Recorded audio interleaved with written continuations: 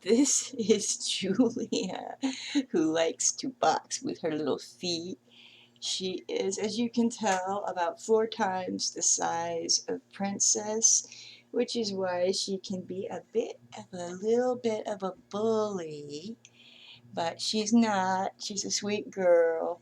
When I got her, she would not even let you touch her. She just ran and hid, and apparently there was a story about how they had to catch her in the woods, and the moral of that story was Julia did not like people or think they were safe. And now, as you can see, she'll let me hold her, she'll let me touch her.